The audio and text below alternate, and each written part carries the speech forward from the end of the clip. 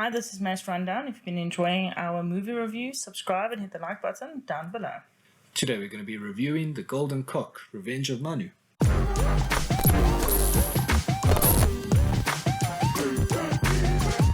The Golden Cock, Revenge of Manu is an action comedy movie. It is written and directed by Masood Boomgaard, who also is the lead. It stars Logie Naidoo, Bash with Tash, Keshan Chetty, Mangaliso Mhlongo, Robbie Muller, Nichal Ramchander, and Sanjeev Singh. The movie is essentially about Manu. He's an average Joe who gets assaulted by Santosh's henchmen. Santosh is a big crime boss and he wants Manu's car. Yeah. So the henchmen assault Manu and steal his car. Manu doesn't die. Instead, he gets a vision of a golden cock who imbues him with power, and the movie essentially just follows his journey of, training and getting revenge. Your typical kung fu kind of style movie. Yeah. But only done in a really spoofy way. As far as themes go, I think a big theme is obviously going to be revenge, because Manu really aims to get back his father's car that was stolen, and really that's the whole plot of the movie. Yeah. Getting revenge, fighting off Santosh's henchmen, and eventually Santosh himself, so that he can get his car back. The theme of family is also within this movie, because the whole reason why Manu is so angry about his car being stolen is because it's the only thing his dad ever gave him. The car is also related to Manu's last memory of his father. Yeah. So it's very sentimental, and he's determined to get the car back. Being a South African comedian, there's a lot of reflections on South African society and culture, and it's done very well. It's very humorous. There's a fair amount of stereotypes throughout, but funny stereotypes, over-the-top stereotypes, and it's a good reflection on society, I'd say. Yeah. So they make jokes about Discovery, which is our medical aid system. It's a private medical aid system, because the government system isn't exactly the best. They made a joke about dying if you go to a public hospital. Yeah. It's not that bad, but not the best reputations. They also made a joke about car guards, because the car guards are always around everywhere. Yes.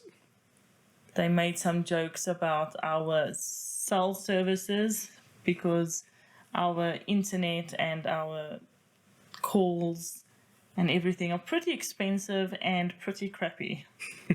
And also, there was a lot of food throughout the movie, Yes. which, South African culture is very much based around food. Yeah, we love our food, and especially our meat and seafood and stuff like that. So it was definitely a very funny movie. I enjoyed it. I laughed quite a lot. And the acting wasn't bad either. It was actually pretty good, because you have to keep in mind that the movie is a spoof. So there's some stereotypical characters in the movie that might seem stupid if you don't know the context. Yeah. So it was fun. Yes.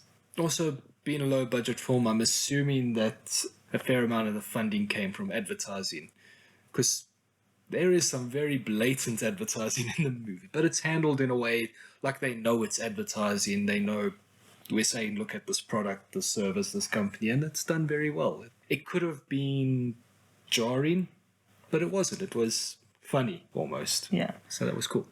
I think the ads were very well placed, and I think in contrast to Bloed Patrol, where the whole movie just felt like an advert instead of the focus being on the story, I feel like this had a lot of advertising, but the focus was on the story. Yes. So it definitely succeeded where Bloed Patrol didn't. And I also enjoyed the music quite a bit. Yeah. The music did fit the mood, and what I really enjoyed is that the bad guys got their own theme music. So each bad guy had their own song. It made it also feel a little bit like a game somewhat, because each bad guy was also in a different location. Yes. So now different song, different location. I like that. Different style of fighting. Yes. Yeah. It was a video game. That moves us into the bad. I didn't like the one character. He's the snitch for Manu in the movie. He had this weird moustache that looked so fake, and I didn't like the way he portrayed his character, because he portrayed it in such a way that the voice was almost inaudible. Ah, boy, are you boom banging the rules and all around town? And it felt more the very stupid, over the top acting instead of the funny, spoofy acting that everyone else did. Yeah. He was by far the worst actor and character for me. I must say I turned off during his scenes because I just couldn't follow along with what he was saying, and that was, unfortunate. Yeah. Also, the middle of the movie was so slow. The beginning was good, the end was good, but the middle dragged on. I think they stopped playing to their strengths a bit, because the strengths was it was a spoof of a kung fu movie. Middle became a bit more serious and more talking and exposition, and it just took a while to get from the beginning to the end, it felt like. Yeah, it was definitely a little bit too slow in the middle. I did pick up my phone and feel like playing with my phone. Yeah. Overall, it was a fun spoof of kung fu movies and the typical tropes. And typical South African tropes. And typical South African tropes. Overall, as far as the ratings go, I would give it a 6.5. I'm going to give it a 5.5. So that means it gets a solid 6 from us. Yeah. Which is not too bad. Not at all. As far as who will enjoy the movie, I think most South Africans might enjoy it. I also think anyone interested in South Africa and South African culture will enjoy it. If you're not from South Africa, though, you're probably going to need your Google open on your phone so you can just double check a couple of words and phrases, because it's very uniquely South African. Yeah. Which is why I loved it so much. Yes. And I think anyone who enjoys spoofs might also enjoy it. Yeah.